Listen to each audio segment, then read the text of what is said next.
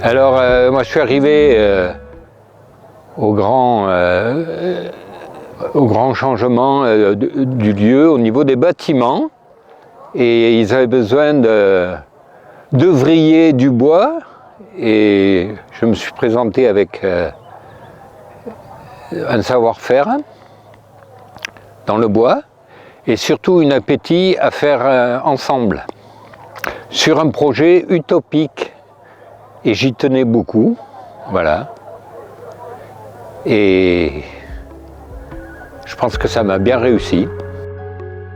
J'ai appris quelque chose d'extraordinaire.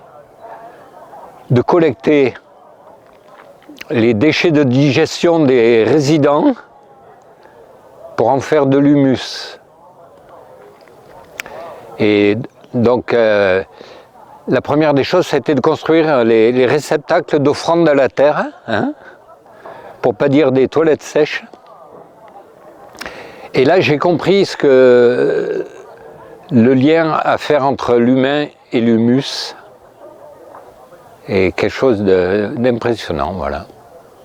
Et je me régalais de collecter à la brouette les 7 réceptacles, voilà. La transmission,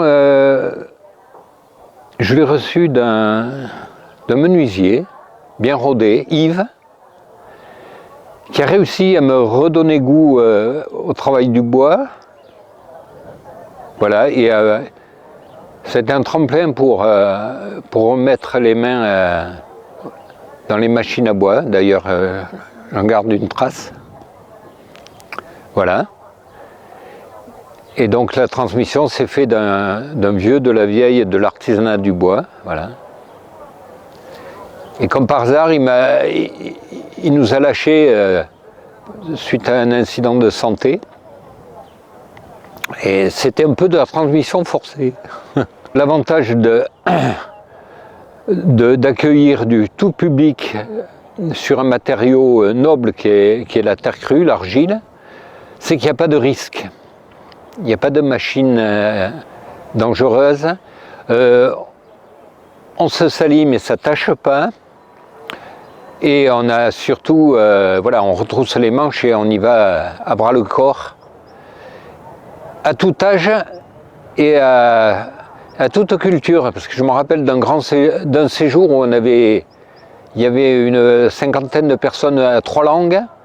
Bon, ça a été vite vu, moi qui parle que le français et la langue de bois,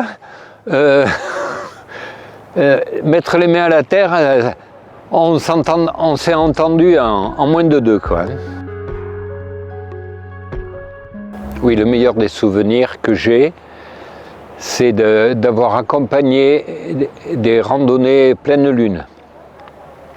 En spontané, après la journée d'œuvrier dans le bâtiment, les soirs de pleine lune, je faisais appel aux séjournants et on partait on partait la veille au soir et on arrivait le lendemain à la première heure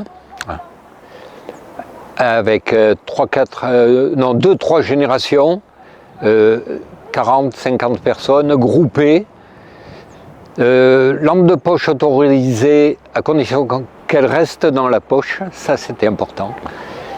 Et le clou, ça a été une fois un séjournant qui est venu avec son hang, qui est un instrument très primaire et avec des sons assez magiques, et on a